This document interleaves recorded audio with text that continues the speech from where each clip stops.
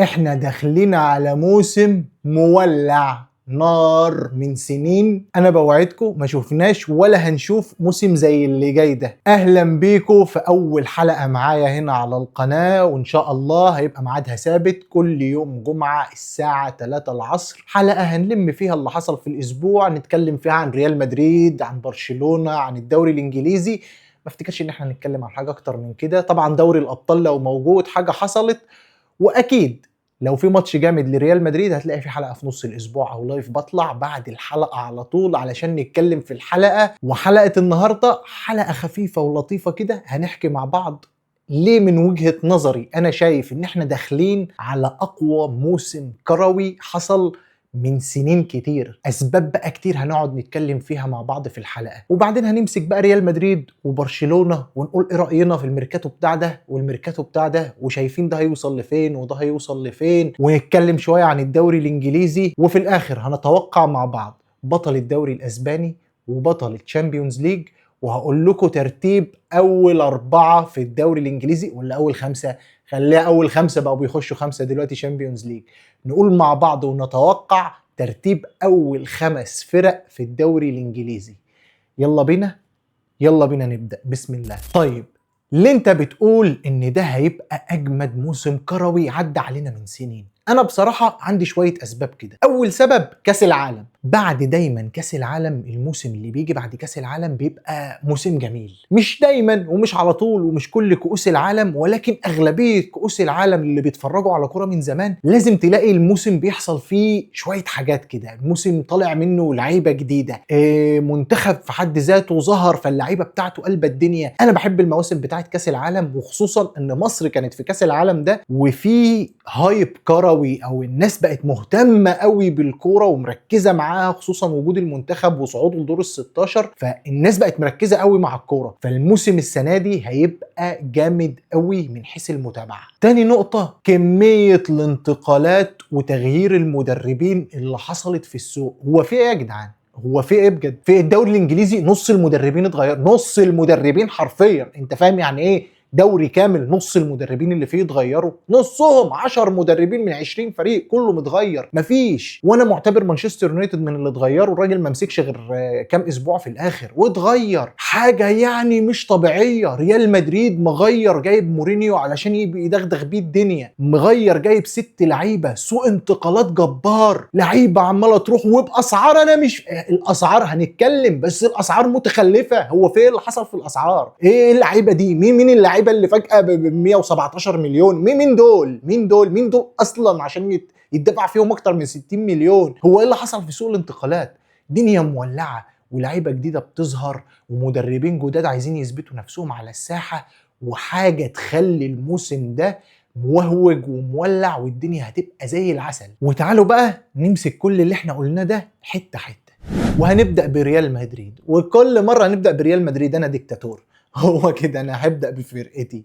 تمام. ريال مدريد بقى عملت ايه؟ ريال مدريد بسم الله الرحمن الرحيم، اول حاجه عملناها جبنا جوزيه مورينيو. يا جدعان انا بحب جوزيه مورينيو بجد والله، على قد ما هو تحسه ان هو مش المدرب اللي بينقل لك خطه اللعب وبيقلب لك الدنيا، بس بيجي يعمل، لازم بيجي يعمل حاجه. يعني اول واحد جه في ريال مدريد انهى سيطره بيب جوارديولا على الدوري الاسباني والهبل اللي كان بيحصل في اسبانيا في حقبه بيب جوارديولا وبرشلونه. هو اللي جه انهى الكلام ده. محدش يقدر يعني محدش يقدر ينكر ان السبب في نهايه هيمنه برشلونه وبيب جوارديولا على الدوري الاسباني وعلى اسبانيا هو جوزيه مورينيو.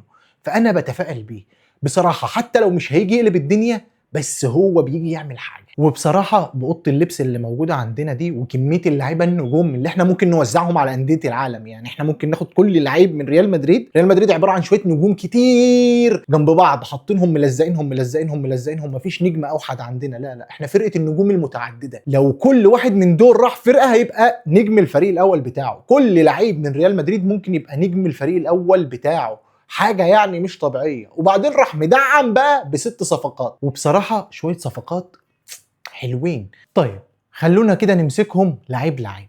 بسم الله الرحمن الرحيم. دومفريز. في ناس كتير قوي معترضة على دومفريز، وليه دومفريز وعشان ايه؟ بديل يا جماعة، بديل. هو ارنولد اللي هيلعب اساسي؟ او انا مش عارف دماغ يعني مورينيو ممكن توصل لايه، بس اللي انا افتكره يعني ان ارنولد هيلعب اساسي ودومفريز ده لعيب بديل، هينزل وقت ما يحب يغير في الخطه، هينزل وقت ما يحب ان ارنولد بيتصاب كتير ممكن دومفريز يلعب مكانه، فهو لعيب بديل كويس ممتاز، وهجوميا مش اقوى حاجه ودفاعيا مش بس هيديك يعني لعيب 7/10 جميل حلو. نيجي بقى لتاني صفقه كوناتي. كوناتي برضه بديل يعني، او عشان برضه مورينيو دماغه في الزلافات، انا ممكن تلاقيه في الاخر بيلعب بكوناتي وما اسينسيو، انا ما اعرفش دماغه هتوصل هتسوحه الودين فين يعني. بس هو كوناتي ممكن ما يكونش عمل افضل اداء ليه مع ليفربول وما كانش احسن حاجه، بس انت ما تعرفش مورينيو ممكن يطلع منه ايه. مورينيو على فكره اللي اتفرج على الوثائقي بتاع مورينيو ال3 حلقات اللي على نتفليكس، مورينيو بيتعامل مع اللعيبه لعيب يعني، هو ما بيتعاملش مع منظومه، لا هو بيمسكهم لعيب يحاول يحفز ويطلع من كل لعيب احسن حاجه عنده، فانت ما تعرفش هو شايف فيه ايه وممكن عايز يكون هيطلع منه ايه. فانا مستني اتفرج مورينيو هيعمل ايه مع لعيب من اللي هو جابهم دول. تالت واحد بقى كوكوريا. كوكوريا جميل كوكوريا ده، اتفرج على اللي هيعمله واتفرج على الجبهه الشمال فينيسيوس وكوكوريا هتبقى عامله ازاي. كل الناس عماله تقول في المطوشه يا جدعان ما تقيسوش فريق على ماتش تحضيري، ما تقيسش فريقك ولا مستوى فريقك في الجزء التحضيري بتاع الموسم. اتفرجوا على كوكوريا ده هيعمل ايه. لعيب هيمتع فينيسيوس، هيخلي فينيسيوس يبدع، عايزني امسك لك الخط همسكه لك، عايزني اخش في العمق هخش في العمق، اللي فينيسيوس عايزه هو هيعمله، هو مدافع بيريح الوينج اللي معاه. فانا متفائل قوي بكوكوريا. برناردو سيلفا جاي يظبط نص الملعب شويه، يعني تحس ان نص الملعب عندنا على فكره مش هيلعب جناح يمين، في ناس كتير تقعد تقول لك هيلعب جناح يمين، مش هيلعبوا جناح يمين. برناردو سيلفا هيلعب نص ملعب، هيقوم بدور مودريتش او كروس، طبعا هو مش في جوده مودريتش او كروس بس انا بقول لكم هو هيلعب الدور ده، هيلعب بدور مودريتش او كروس، انا اللي هتحكم في الريتم، انا اللي همسك الكوره، انا اللي هقف عليها. انا مش عارف هيعملها ازاي مع ان مش دي مهمته ومش دي دايما الحاجه اللي هو بيعملها ومش الحاجه اللي هو بارع فيها، بس انا بقول لك مورينيو هيعمل كده ببرناردو سيلفا. خامس صفقه بقى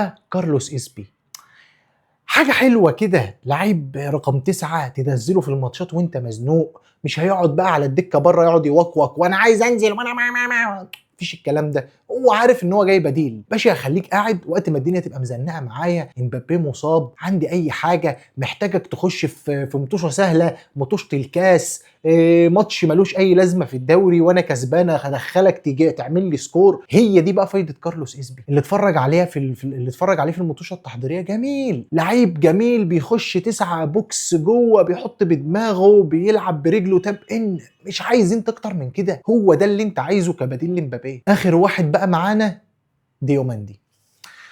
انا كنت بصوصو، لو حد متابعني على انستجرام انا كنت بوكوك على ديوماندي كتير 140 مليون. هو الولد حريف بس احنا ما شفناش منه حاجه، يعني انت شفت منه موسم، ايه اللي انت شفته منه موسم وجايب ايه 140 مليون او ب 150 مليون؟ كتير على عيل عنده 18 سنه. ضغط جماهير ريال مدريد، احنا جمهور متطلب، جمهور بيضغط على اللعيب. امبابي بجلاله قدره ما استحملش الضغط اللي اتعمل عليه ده. قول لي انت راجل زي ده هيستحمل؟ واحد عنده 18 سنه هيستحمل الضغط ده ازاي؟ هو طالع يقول لك انا ما فيش عليا ضغط وانا عارف، بس دول كلمتين بيقولهم في الصحافه، انت من اول ولا تاني ماتش هتخيش فيهم ومش هتلعب حلو، اتفرج الجمهور هيعمل فيك ايه في الملعب، هتتضغط هتموت. ربنا يستر، انا مش عايز اضغط عليه ومش عايز اتوقع منه حاجه، ويا ريت الناس ما تتوقعش منه حاجه علشان يعرف يلعب يعرف يطلع. وينج يمين بيلعب برجله اليمين للمره ال15000، ودي المصيبه اللي احنا بنقعد نتكلم فيها، ان احنا عايزين وينج يمين بيلعب برجله الشمال، عايزين وينج يمين بيلعب برجله الشمال، ما حصلتش، بس اللي جه ديوماندي فيعني ربنا يسهل وان شاء الله هيطلع بموسم. انا متوقع ومتفائل خير قوي الموسم ريال مدريد، رغم ان احنا ما جبناش رودري، بس انا متفائل خير بالموسم عشان جوزيه مورينيو. بس ايه جوزيه ده؟ هو جوزيه بتاع الاهلي، جوزيه مورينيو، عشان جوزيه مورينيو بس. ودي كل حاجه عن ريال مدريد. تابعني بقى دايما عشان كل ماتش لريال مدريد يا اما هنطلع لايف يا اما هنعمل حلقه، ولو ماتش مش قوي قوي هنحطه هنا مع الحلقه الاسبوعيه اللي هتنزل كل يوم جمعه باذن الله. فتابعني عشان في كلام كتير قوي عن ريال مدريد. نخش على الغريم. ازيك يا غريمي؟ امال ايه بتدعي الفقر ليه؟ مالك انت عامل شبه والله برشلونه دي فريق عامل شبه الشحات اللي مكنز ملايين في البيت وقاعد في اشاره صلاح سالم لله، مش عارفين نجدد الجنب نو، مش عارفين نعمل حاجه، مش عارفين نشتري صفقات، عايزين لعيبه ببلاش، مين اللي عقده منتهي؟ صرف 180 مليون يورو يا ظالم في الميركاتو ده. 180. امال لو مش فقير يعني، انت لو ما معكش فلوس بالله عليكم بقى، عشان نغمه الفريق معهوش واحنا شغالين على القد وخلاص ورافعات اقتصاديه، 180 مليون، حوالي 180 مليون. انت نادي ظالم والله العظيم ثلاثة، عشان بس لما نفسك واكسبك ما ترجعش تقول لي اصل انا ما بعملش. هانز فليك مدرب جامد صارف ومعاك فلوس وبتلعب في الكامب نو على ارضك، والكامب نو خلص، اظن مالكش حجج عشان الموسم ده هتتطرقعوا، هنطرقع لكم. وخلينا برضو نعدي على برشلونه وصفقات برشلونه كده ايه في السريع. اول حاجه عملوها ان هم راحوا جابوا انتوني جوردن. كتير يا جدعان، كتير يا اخوانا، كتير. انتوني جوردن ب 70 80 مليون كتير يعني. انا مش متفاهم، الولد كويس بس يعني كتير 70 80 مليون. انا مش عارف مين انجلترا هي اللي رفعت اسعار اللعيبه ووصلتهم للاسعار دي. فانتوني جوردن كتير عليه 70 80 مليون. احنا هنشوف هيعمل ايه. انت برضو عايز تلعبه وينج شمال، طب يعني رافينيا هيروح فين؟ رافينيا هينزل صناع لعب، طب ولوبيز هيعمل ايه؟ ما تفهمش. انت جايبه بديل، دافع 70 80 مليون في بديل. انا مش عارف افهم. برضو الصفقات يعني، انتوا رودري الصفقه الوحيده اللي جامده، رغم ان هي برضو انتوا عندكم لعيبه تسد مكان رودري. عندك بدري فاهم، اسمه ايه، مصاب، ديونج اتصاب، بس انت عندك بدري يعني. بس ماشي، رودري كده هيجي هيقلب اي فرقه. رودري لعيب جامد ولعيب مهم. انا مش هرجع هقول انا عمال انادي من كاس العالم يا بيريز خش هات رودري، يا بيريز خش هات رودري يا عمي، وفي الاخر ديكو هلفت ريال مدريد واتكل على الله راحوا خدوا رودري. دفعوا فيه فلوس كتير، بس في الاول وفي الاخر خدوا لعيب مهم يعني. انا مش هقدر اتكلم. صفقه رودري 10 من 10 في ان انتوا خدتوها من ريال مدريد وما كسبتوناش. بلاش صياح، عادي، ده لعيب يعني مش من فرقتنا، ده لعيب من فرقه تانية وانتوا كسبتوا في النقطه دي. انتوني جوردن انا مش عارف افهمه. كريم اديمي هو رخيص. كريم اديمي انا ما عنديش اي اعتراض على سعره، تمام، بس انت هتلعب كريم اديمي ايه؟ انت جايبه يلعب فين؟ كريم اديمي هتلعبه وينج شمال؟ طب ورافينيا؟ طب وانتوني جوردن هتلعبه مهاجم؟ طب ما انت عايز تروح تجيب خوليان الفاريز، هو مش مهاجم يعني.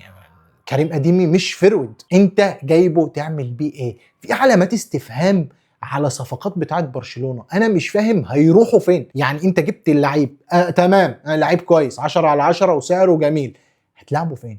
اللعيب ده هيقعد فين؟ مكانه فين في الملعب؟ كريم اديمي الناس قعدت تقول لي يلعب فرود. يا جدعان هو مش فرود، هو لعيب سريع بس مش فرود، مش الفرود اللي انت مستنيه. انت محتاج فرود شبه سواريز كده. ده البروفايل بتاع برشلونة. انت اجنحتك جامده وبتلعب على فرود جوه الصندوق جامد. انت مفيش عندك كريم اديمي مش جوه الصندوق خالص. كريم اديمي جناح 10 على 10 كجناح، لكن مش عارف برضه افهم. شمال هو شوال، هتلعبوا فين؟ والصفقه الاخيره كانسيلو. طبعا كانسيلو صفقه يعني مش عارف، لعيب دلوقتي 6 من 10 7 من 10. اديك بتسد خانه. انت كده هتلعبه باك شمال عشان انت عندك ضعف في الجزء ده، فهيلعب. والله صفقه معقوله. حتى الان الميركاتو بتاعك لولا رودري ميركاتو سيء. انا بكلمكم بصراحه. انا عارف ان هانز فليك بيعمل من الفسيخ شربات، وانه يقدر يعمل اي حاجه بالفرقه، وان هو مدرب جامد جدا، وانا مش هعترض. مبهدلني بقى لي موسمين مش عارف اخد منه الدوري، ماشي، وكل ده كلام جميل، بس انت ناقصك حاجات في المراكز. انت ما عندكش سنتر باك، باك يمين، فيرويد. نيجي بقى للفيرويد. حمزه يا جميل. جماعه بالله عليكم ما تشتروا فيرويد وتلعبوا حمزه عبد الكريم كده يلعب فيرود في برشلونه. يا فرحتي. شوف انا ما بحبش برشلونه دي ولا بطيئها، بس يا سلام لو حمزه عبد الكريم هو اللي يلعب. تفتح كده تلاقي القهاوي كلها مشغله مطوشه الدوري الاسباني واحنا نستمتع. تبقى بتتابع بقى ريال مدريد، يبداوا يتابعوا بقى ريال مدريد ويتابعوا برشلونه برشلونه، بس هنتفرج على الدوري الاسباني في حته. انا تعبت بقالي 9 سنين بتفرج على الدوري الانجليزي عافيه في القهاوي عشان محمد صلاح. حبيبي صلاح، انا بحب صلاح، بس ببقى عايز اتفرج ساعات، بيبقى في ماتش لريال مدريد كده وعايز اتفرج عليه، يقول لك لا صلاح بيلعب، صلاح بيلعب في الدرع الخيريه يا عم، مفيش حاجه مفيش حاجه، صلاح بيلعب في اي مصيبه، ما بيلعبش بيلعب ماتش فريق من الدرجه الرابعه، صلاح ما بيعملش حاجه. ما تجيب يا عم ريال مدريد بتلعب ماتش مهم في الدوري، لا صلاح. فانا عايز بقى حمزه يروح علشان يبقى لا حمزه، انا عايز اتفرج على حمزه، انا عايز اتبسط بحمزه، انا بحب. والولا متواضع وهادي ومش بتاع نوش ومش بتاع كلام كتير، شغال في صمت، انا عاجبني قوي حمزه. فغريمي هناخد الدوري السنه دي غريمي، وفكك من اللي انت بتعمله ده كله. حمزه عبد الكريم بحبه وعلى راسي من فوق، بس انسى، مفيش حد هياخد مننا الدوري السنه دي علشان جوزيه مورينيو هاز arrived. نيجي بقى للدوري الانجليزي. هو في يا جدعان في حاجه معينه، في دوره غسيل اموال بتحصل، في مشكله. انتوا عارفين حجم الانفاق في الدوري الانجليزي لغايه يوم تصوير الفيديو ده لغايه دلوقتي كام؟ 2.7 مليار باوند. يعني ايه؟ لا والله حد يقول لي يعني ايه؟ يعني ايه هو صرفه اكتر من الثلاث دوريات اللي تحته ولا الاربع دوريات اللي تحته مجتمعين؟ هو في ايه بالظبط؟ يعني ايه 2.7 مليار باوند؟ انا فاهم ان الصرف، هو الرقم يبان كبير بس هو الصرف داخلي اكتر. يعني استون فيلا وتشيلسي عاملين عمليه غسيل اموال مع بعض، انت تهديني تشتري لعيب ب 117، انا اخد منك اللعيب ب 80، خد دوت ب 75، الفلوس رايحه جايه ما بينهم، بس حجم صرف مهول. انتوا بتغلوا اللعيبه على الفاضي، كميه صرف، ايه ده؟ ايه كل الفلوس دي؟ انتوا بتجيبوا الفلوس دي كلها منين؟ انا فاهم انه اقوى دوري في العالم وان ايراداته كسر 7.4 مليار وده المتوقع، بس ايه كل الفلوس دي يا جدعان؟ ده مافيا، ده غسيل اموال. انتوا غليتوا كل حاجه في الكوره. يعني بجد بقيه الدوريات مش عارفه تجاري الصرف ده، مش عارفين يجاروا الفلوس دي. ما انا عشان اجيب لعيب حلو النهارده وانا فريق منتصف جدول في الدوري الاسباني ولا في الدوري الايطالي ولا في الدوري الفرنسي، واروح اسال عن لعيب الاقيه مثلا ب 60 70 مليون. يعني ايه لعيب عادي ب 60 70 مليون؟ طب انا عشان اجيب لعيب سوبر هدفع كام؟ هتدفعني 140 مليون و160 مليون. مفيش انديه منتصف جدول معاها الفلوس دي، كتير قوي يا دوري انجليزي. وبصراحه الدوري الانجليزي قلبين الدنيا، 10 مدربين، 10 مدربين متغيرين، نص الفرق في الدوري الانجليزي متغيره، كميه بقى تغييرات وتكتيكات ولعيبه راحت ولعيبه جت. خلينا نقولهم كده بسرعه علشان للناس اللي مش متابعه، نقولهم 1 2 3 على طول، اهم 10 مدربين اتغيروا نقولهم بسرعه بسرعه كده. خلينا في الفرق العاديه الاول. بورنموث ايراولا اتكل على الله وجابوا ماركو روز. كريستال بالاس جلازنر اتكل على الله وجابوا بيير سيج. مين ده؟ معرفش الصراحه. فولهام جابوا اربيلوا لا حول ولا قوه الا بالله، هيهبطوا، انا بقول لك اهو هيهبطوا. اربيلوا مين يابا؟ توكل على الله. وابسويتش تاون جابت جاري اونيل، ونيوكاسل جابت ماثياس جايسل، او مش عندي مشكله مع نطق الاسماء، يعني مش عارف ليه ما بينزلوش الاسم بنطقه. ونوتنجهام فورست اخذت جلازنر. نيجي بقى للكبار. عندك اول حاجه مانشستر يونايتد لسه معاهم كاريك. انا معتبر كاريك مدرب جديد، الراجل لسه يا جدعان مسك السيزون اللي فات ايه كام اسبوع يعني ولا اخر شهرين، فانا معتبر كاريك من المدربين الجداد. هم كلهم 9 بكاريك يبقوا 10، فانا معتبر كاريك من المدربين الجداد. عندك بعد كده تشيلسي وتشابي الونسو. تشابي يا تشابي، بصوا يا جدعان هو هيقلب الدنيا، هيقلب الدنيا مع تشيلسي، هيطلع نار من بقهم، بس مش هياخدوا الدوري الانجليزي عشان بس الناس تقعد. تشيلسي مش هتاخد الدوري الانجليزي مهما عملت. مفيش مدرب، نادرا قوي قوي قوي لما مدرب يروح اول سنه ليه ويبدا في الدوري الانجليزي وياخد الدوري الانجليزي، صعبه. وطريقه تشابي الونسو محتاجه موسم ورا موسم علشان تتطبق واللعيبه تقعد. وبعدين في ارسنال، مستحيل في وجود ارسنال تشيلسي تاخد، اي فرقه تاخد الدوري الانجليزي. هنيجي دلوقتي في التوقعات. وعندك ليفربول جابوا ايراولا. بصوا يا جدعان ليفربول شويه تحت بقى من الاخر، والله بكلمكم جد مش هنضحك على بعض، شويه تحت. هم بقالهم كتير فوق، شويه تحت، عادي مش هيحصل حاجه يعني. ايراولا جه مدرب حلو وكل حاجه، ما تستنوش ان انتوا تدغدغوا الدنيا، مش هتطلعوا تاني، مش هتنافسوا، هتبقوا في انتوا هتنافسوا على الصعود للبريمير ليج، ما مش اكتر من كده، علشان بس ايه ليفربول يكونوا حلوين مع بعض. ومانشستر سيتي انزو ماريسكا، خلاص حقبه الاقرع انتهت، حقبه بيب جوارديولا انتهت. فهيمنه مانشستر سيتي على الدوري. نرجع بقى زمان بقى، نرجع بقى للناس اللي كانت بتتفرج على كوره، جين زي اللي قاعدين معانا اللي ما حضروش غير بيب جوارديولا في السيتي. نرجع بقى نتفرج بقى إيه الفرق اللي كانت بتنافس بقى يعني هتبدا تشوف بقى تشيلسي، مانشستر يونايتد، ليفربول، ارسنال. هي دي الفرق يابا اللي كانت بتنافس زمان. ما كانش حد بيسمع عن السيتي دي كانت على الله، بتطلع كل كام موسم تاخد دوري وتنزل تاني. الهبل اللي هم عملوه واخدوا 4 باك تو باك ده عشان بيب جوارديولا بس. فنرجع بقى تاني للدوري الانجليزي الحلو الجميل اللي فيه منافسه وفي فرق كتير ما انتش عارف مين اللي هياخدها، بس هي السنه دي معروفه يعني. وطبعا لو حسبنا كارك فلازم نحسب ديزيربي معاهم، يعني يبقوا 11 مدرب بالكمال والتمام في الدوري الانجليزي جداد. هو انقذهم الموسم اللي فات من الهبوط، بس ديزيربي ماسك توتنهام والناس دي صرفت. توتنهام صرفت وبعزقت. توتنهام لو ما نفستش السنه دي بجد لازم يعملوا. انا مش يعني ايه، انا في حاجه بس يا جماعه بمناسبه توتنهام، انا بقيت بشوف ناس بتشجع توتنهام. يعني ايه؟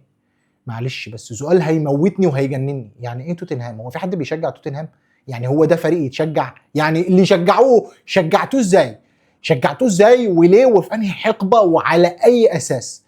يعني اصل هتجنني لو قلت لي شجعته عشان النهائي بتاع الشامبيونز ليج اللي قدام ليفربول، ده هيبقى جنان. يعني شجعوا نوتنجهام فورست، والله العظيم شجعوا نوتنجهام فورست معاهم شامبيونز ليج. لكن انما انت بتشجع لي توتنهام ايه يا جدعان؟ توتنهام ايه اللي بتتشجع؟ لا حول ولا قوه الا بالله، والله العظيم 3 الدنيا باظت. بصوا انا مش من مهاويس الدوري الانجليزي، مش هتلاقيني عارف الستة بتاع ايفرتون اللي جاب 15 نقطه في الفانتسي، لان انا ما بلعبش فانتسي اصلا، بتقتل لي متعه الكوره. بس انا بحب اتفرج على الدوري الانجليزي، انا بحب اتابع المناوشات بتاعت الدوري الانجليزي، انا بحب اتابع المنافسه بتاعت الدوري الانجليزي. هتلاقيني دايما معاك في الفرق الكبيره، في المطوشه الكبيره، غير ريال مدريد وبرشلونه لان دول الاساسيين عندي. هتلاقيني معاك في الدوري الانجليزي في المطوشه المهمه. انا مش اللي بيتفرج على ماتش فولهام وايفرتون واحلل، انا مش بتاع تحليل، انا بتاع تشجيع. فهتلاقيني هنا بتكلم معاك من باب تشجيع الفرق. ازاي الفريق ده عمل كده، الماتش، رد الفعل، ايه اللي حصل، ايه مين اول مين تاني، اللقطات اللي ورا الكاميرا، مين قال ايه، مين التصريحات، الحاجات الحلوه اللذيذه دي. لا هقعد احلل معاك واديك تكتيك وبص دوت ازاي كسر ما بين الخطوط علشان مش بتاع الكلام ده. انا بشجع وبقل ادبي وبشتم وبزعق وبشد شعري وانا بتفرج على الماتش. انا بحب كده. انا بالنسبه لي هي دي الكوره مش ان انا اقعد احفظ البوزيشنز. انا مش مدير فني عشان اقعد احفظ البوزيشنز بتاعت مين ومين اتحرك ومين ضغط عليه عشان سقط مش عارف عمل ايه، وهنا ال6.5 وفي الهاف سبيس وطلع وحد الله. الكوره ابسط من كده والكوره حلوه ولذيذه. فانا بحب الدوري الانجليزي وهنتفرج على دوري تاريخي صرفوا فلوس كتير قوي. وتعالوا يلا بينا نتوقع ابطال الدوريات، سواء الدوري الاسباني، واديكوا ترتيب الدوري الانجليزي وبطل الشامبيونز ليج السنه دي، ونشوف هنعمل ايه. ربنا يستر. ونبدا باسهلهم، الدوري الاسباني. بصوا يا برشلونيه عشان بس نخلصها. الراجل ده اول ما بيجي بيقلب الدنيا، اللي اسمه جوزيه مورينيو ده. فمن الاخر عشان من غير لف ودوران، الدوري السنه دي في مدريد، ومش مدريد ده اتلتيكو مدريد الدوري السنه دي في سانتياغو برنابيو. الدوري الاسباني السنه دي معانا، وهتشوفوا جوزيه مورينيو هيعمل ايه في الدوري. مش شرط على فكره يكسب الكلاسيكو، مش لازم. يعني انا مش هكسبك رايح جاي، مش شرط اعرف اكسبك رايح جاي، بس انا هاخد الدوري وهاخده بفرق شويه حلوين. يعني هاخده من بدري، مش هفضل انافسك زي ما كنا بنعمل قبل كده، نفسك لاخر اسبوعين. لا انا هاخده من بدري. ليه؟ لان جوزيه مورينيو بيعرف يحسم المطوشه الهبله اللي احنا كنا بنضيع بيها الدوري على نفسنا لما كنا بنبقى فرق 6 نقط ونقعد نوقع في نقط وفي الاخر انت ديك تكسبني في الكلاسيكو فتكسبني وتنطر وتعدي وتبقى انت تمام. ده مش هيحصل السنه دي لان هو معلم في المطوشه دي. فانا بقول لك احنا هناخد السنه دي الدوري ومن بدري، وانت هتبقى تاني، يعني مش هيحصل حاجه. بالنسبه بقى للتشامبيونز ليج، بصوا يا جدعان، مش اصول باريس تاخد التشامبيونز الثالث.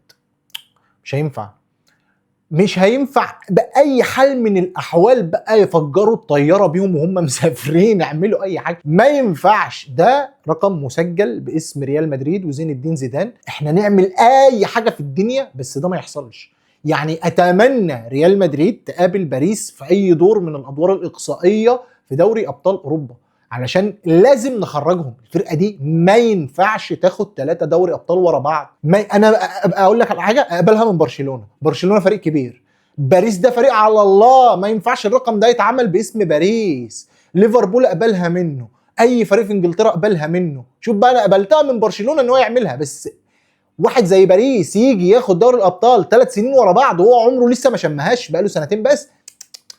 انسوا. بطل دوري الابطال السنه دي هو نادي ارسنال. ولا مفاجاه مش كده؟ انا بقول لك ارسنال اللي هياخد دوري ابطال اوروبا السنه دي. هو باريس مرشح قوي وريال مدريد مرشح قوي، بس انا بقول لك ارسنال اللي هياخد دوري ابطال اوروبا السنه دي. ارسنال فريق هيمشي في الدوري الانجليزي بسهوله. الدوري الانجليزي السنه دي سهل على ارسنال مش صعب، وده اللي هينقلنا على توقعات الدوري الانجليزي. يا رب ما اتضرب. بصوا يا جماعه، صلوا بينا على النبي. من الاخر كده، الخامس هو ليفربول. هتقعد تقول لي لا ما دعموش وما جابوش وما عملوش، فرقه زي الزفت ما عملتش اي حاجه في حياتها، تمام؟ فالخامس هو ليفربول. هتجيبها لي يمين هتجيبها لي شمال، ليفربول مش هتعمل اكتر من الخامس السنه دي ويبوسوا ايديهم وش وظهر. والرابع مانشستر سيتي. مانشستر سيتي هي اللي هتطلع رابع الدوري. مانشستر سيتي مش هتنافس بعد اللي شفته في الدرع الخيريه دي، في كاس الدرع الخيريه. لا مش هتنافس. ماريسكا واللي هيعمله واللي هيسويه وهالاند وي لا مش هيحصل. مش هيحصل. ممكن يطلعوا في الاول بس مش هيكملوا ما معهمش، اصل ما فيش. لا راح اتكل على الله. فمن الاخر مانشستر سيتي هي الرابع السنه دي، والمركز الثالث هيروح لنادي تشيلسي. بصوا انا كنت محتار ما بين تشيلسي ومانشستر يونايتد. تشيلسي ومانشستر يونايتد. تشيلسي هو المركز الثالث ده من وجهة نظري، لو عرف يجيبه ده، لو ما جابش رابع على فكرة، تمام؟ ومانشستر سيتي طلع هو ثالث. بس انا اظن ان تشيلسي السنه دي مع تشابي الونسو وطريقه اللعب المختلفه اللي هو هيلعب بيها هيوصل لثالث، هيحارب عليه بس هيوصل ثالث. عندك بقى المركز الثاني وهو مانشستر يونايتد. جماعه هم بيلعبوا حلو بجد والله، ما عندهمش ديبث في السكواد وما عندهمش، بس هيطلعوا تاني. اصل المنافسه السنه دي مش نار، يعني الفرق ما بتطلعش نار. مفيش حد تقدر تقول هو ده يعني انا اتفرجت على مانشستر يونايتد اخر الموسم اللي فات، حلوين يعني هو لو كمل على المستوى ده بقيت الموسم ده كله، وخصوصا ان يعني الدنيا بقت سهله، المدربين اتغيروا، مفيش عندك حد صعب غير ارسنال دلوقتي، فايه اللي هيحصل؟ هتطلع تاني. انا رايي مانشستر يونايتد هو الثاني، والمركز الاول وبلا نقاش وبلا نزاع ومن غير ما حد يقعد يتكلم معايا كتير ارسنال. يا اخوانا يا ناس حلوه يا اللي بتتوقع، مستحيل مفيش حد هياخد الدوري غير ارسنال. الدوري في لندن، وفي لندن وهي حمراء مش وهي زرقاء. انسوا اللي انتوا بتتكلموا فيه ده، انسوا. لازم ارسنال هتاخد الدوري، هتاخده باك تو باك. اكتر فريق جاهز، اكتر فريق لعب مع بعضه مواسم طويله، عندهم تناغم. المدرب بتاعهم بقاله سنين وسنين في الدوري وقاعد وعارف وحافظ فرقته وعارف هيعمل ايه وعارف داخليات الفريق، عارف بيبني ازاي، دعم صح. لا اتفرجوا على ارسنال، اتفرجتوا عليهم في الدرع الخيريه. ماشي مانشستر سيتي مهلهله وما اقدرش اقيس على مانشستر سيتي، بس لا، فريق هيلعب وهيطلع، واتفرجوا هيطلعوا نار من بقهم ومش هيعانوا زي السنه اللي فاتت المعاناه اللي انتوا بتشوفوها دي.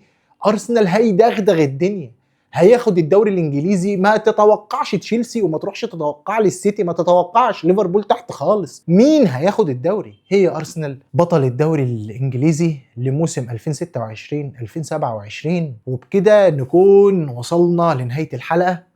اتمنى ان هي تكون حلقه خفيفه عليكم. بدايه الموسم اتكلمنا شويه، عرفتوني. الناس اللي شافتني قبل كده هنا بقدم فيديوهات قديمه على اليوتيوب، اديني غيرت المجال وبقيت في الكوره. الناس اللي اول مره تشوفني تابعوني هنا، اعمل لي سبسكرايب وما تنساش تعمل لايك للفيديو وشير، وتابعني على كل المنصات هسيبها لك في الديسكريبشن بوكس تحت. تابعني على انستجرام، تيك توك وفيسبوك، بننزل حاجات كتير، بنزل فيديوهات على طول، بنزل ريلز، بنزل اي اخبار بشوفها. تابعني هناك واشوفكم الاسبوع اللي جاي او بعد ماتش ريال مدريد. هنشوف. سلام.